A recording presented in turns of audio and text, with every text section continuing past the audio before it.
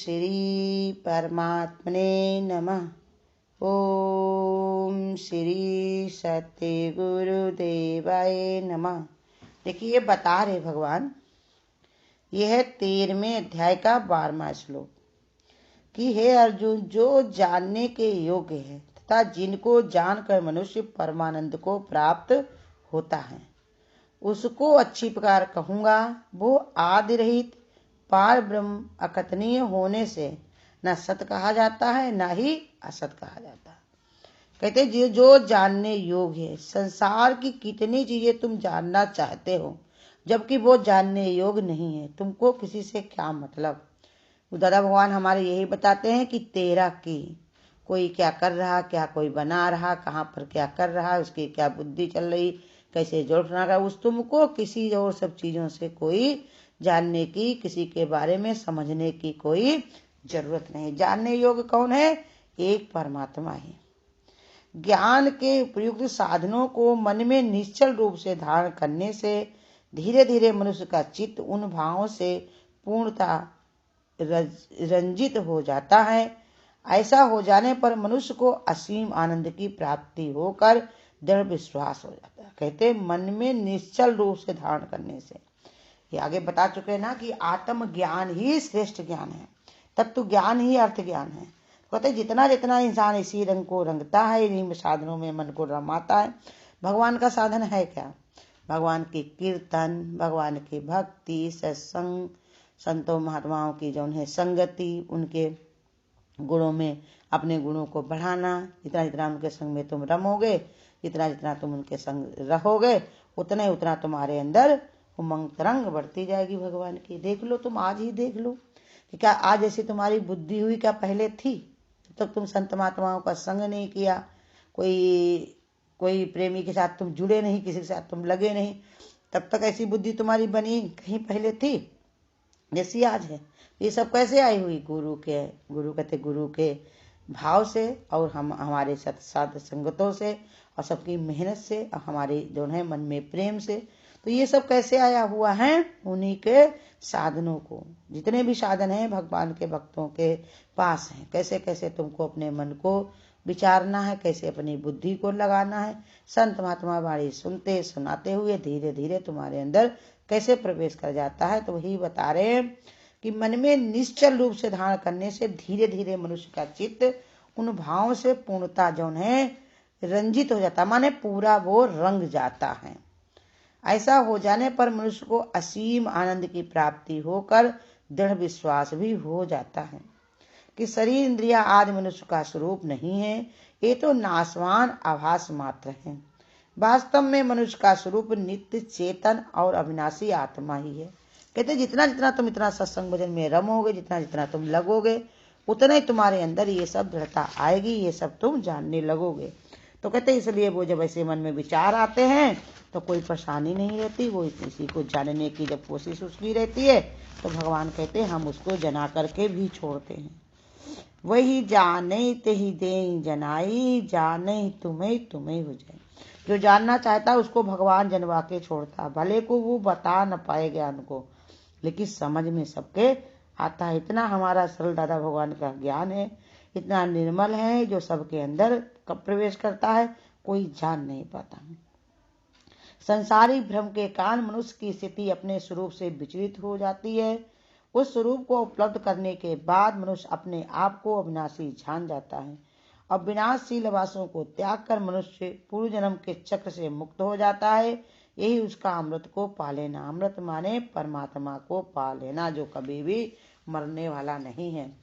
परम ब्रह्म अनादि परमात्मा, इसका अर्थ ये है कि ब्रह्म सबका उत्पत्ति करता है परंतु स्वयं अनादि है। कहते है तो वो सबको उत्पन्न करने वाला, लेकिन परमात्मा अनादि है, इसको कोई जान नहीं सकता।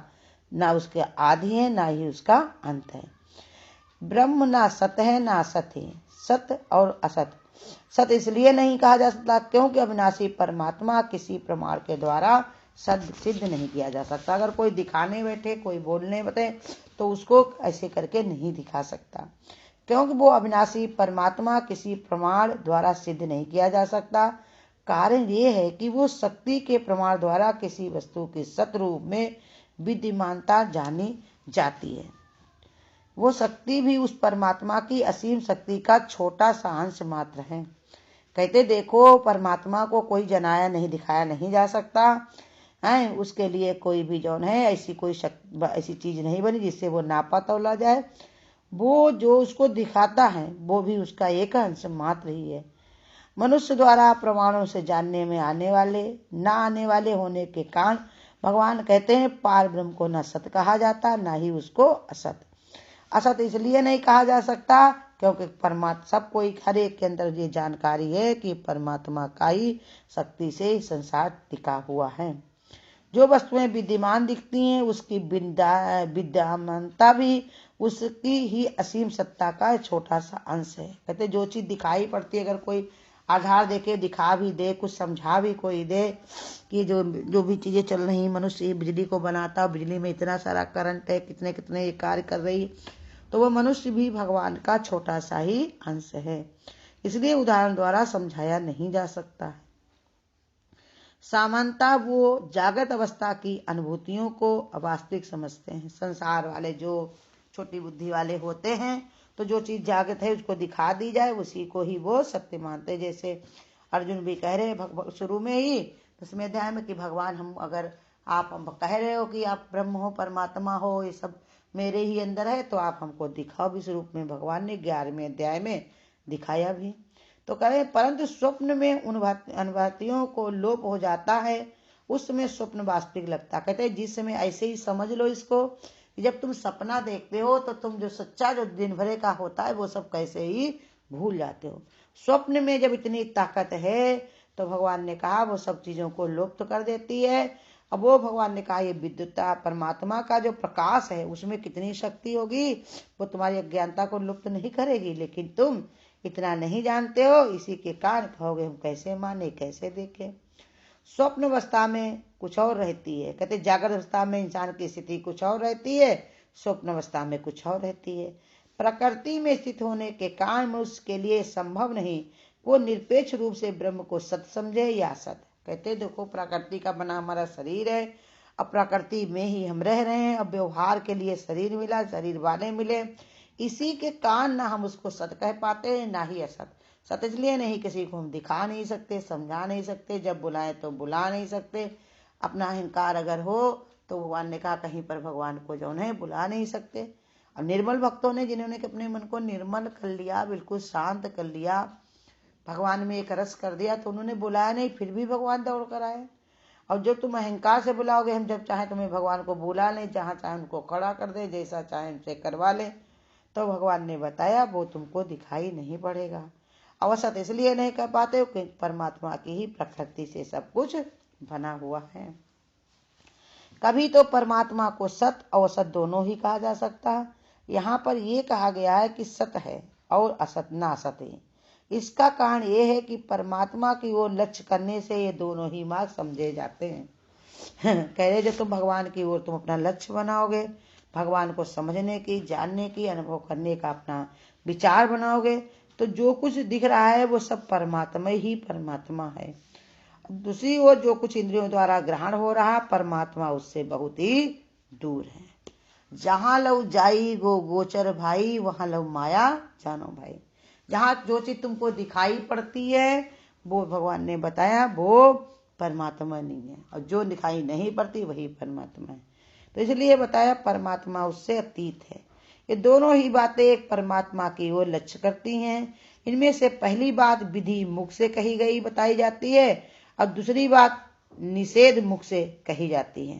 कहते एक बात होती है जो सीधे मुख के द्वारा समझाई जाती है, और दूसरी बात जो होती है भगवान ने कहा परमात्मा की ओर ध्यान करके बताई जाती है कि परमात्मा है। दोनों तरफ से एक ही लक्ष्य है।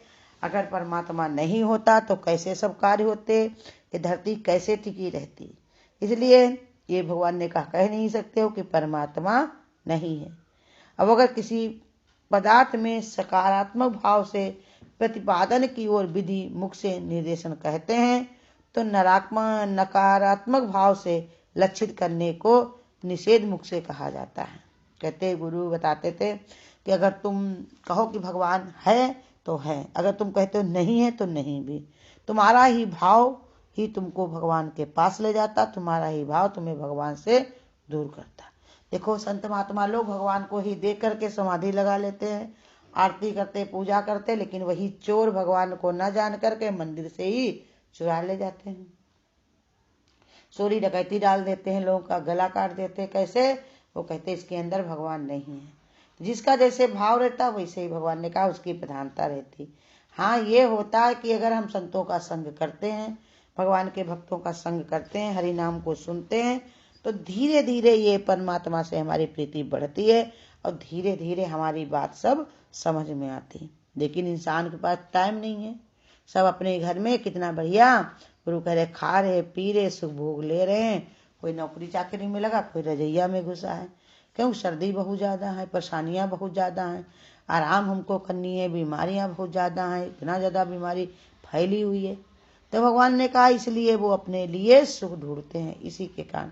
लेकिन संत महात्मा देखो बिना चप्पल के, बिना जूते के, बिना कपड़े के, एक लंगोटी लगा लगा के जंगलों में, जैसे आज कहते लोग कोरोना का डर है, जंगलों में संत महात्मा बैठ जाते थे। तो क्या उनको शेर भालू का डर नहीं होता था? लेकिन भगवान पे जब पूरा भरोसा उनको है तो शेर भालू क्या करें। देखो गीता में महात्म में भी तो बताया हुआ है कि भगवान की शरण में बैठे हुए संत ऋषियों के वहां शेर भालू सब एक ही पानी पीते हैं।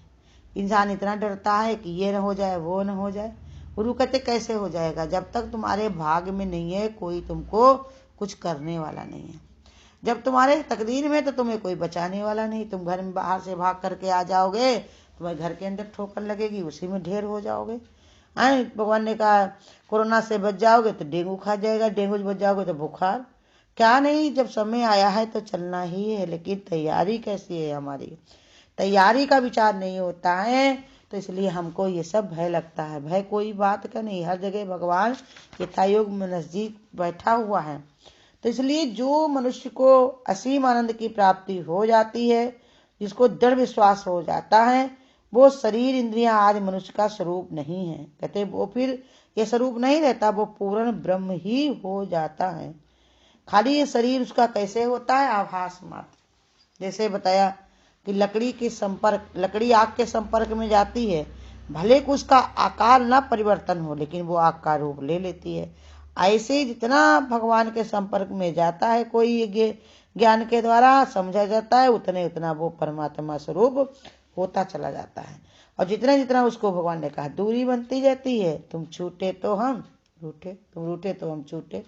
जितना तुम दूरी गुरु कहते रखोगे उतना ही दूर चले जाओगे। जैसे एक मंदिर में जो है एक मूर्ति थी, उसको देख करके कि पैरों के पास एक पत्थर था, एक बाहर पत्थर पड़ा हुआ था।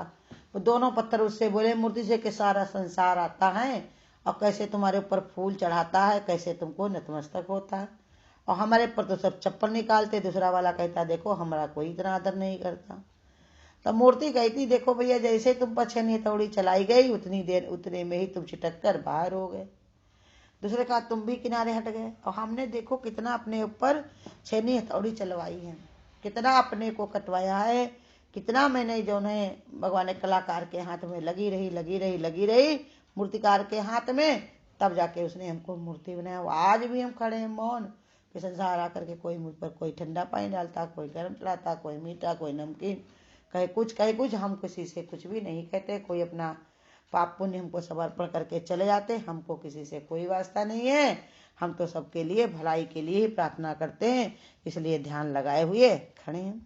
तो ऐसे ही भगवान कहते देखो जितना जितना है परमात्मा की ओर पर, जितना भी मनुष्य अपने इधर अपने को रमा लेता, लगा लेता, जितना विश्वास इसमें हो जाता उसको, उतने उतना भगवान का आभास उसको हमेशा ही बना रहता। यही ज्ञान है, और कोई ज्ञान नहीं है। रोज गुरु बता रहे इसी ज्ञान को धारण करके कितने ऋषि मुनि संत महात्मा भगवान की भक्ति में लीन हो गए। यही गीता का ध्यान लेकर के, गुरु को वचन लेकर के उसी में रम गए, लगे गए। वाल्मीकि को ही क्या उन्होंने अपने, जिन्होंने उनको बताया था कि राम का जाप करो, तो उन्होंने कहा हम कैसे राम, पहले दिखाओ, पहले हमको ये बताओ, पूरा हमको भरोसा दो, सर्टिफिकेट दो, कुछ भी कहा। बस वही को मन में रख करके रटने लग गए, तो कहाँ से कहाँ पहुंच गए। लेकिन आज संसार में तरह तरह के लोग पहले अपना घर देखेंगे, परिवार देखेंगे, सब अपना पहले बनाएंगे, उसके बाद कहीं पर भी कोई कार्य में रमेंगे। तो कहते जय भगवान भी कहते जैसे तुम मुझे भजते हो वैसे हम भी तुमको भजते हैं। इसलिए इसी को जान करके जैसा तुम्हारा मन हो वैसे करो। भगवान ने कहा तुमको अपने ही हाल पर चलना है, हम हमारे कहने पर नहीं। तो इसलिए जैसा तुम्हारे मन को भाए वैसा ही करो। हरि ओम। अगर आपको आज की वीडियो अच्छी लगी हो तो वीडियो को लाइक और शेयर करना ना भूलें। आगे की वीडियोस देखने के लिए चैनल को सब्सक्राइब करें और नोटिफिकेशन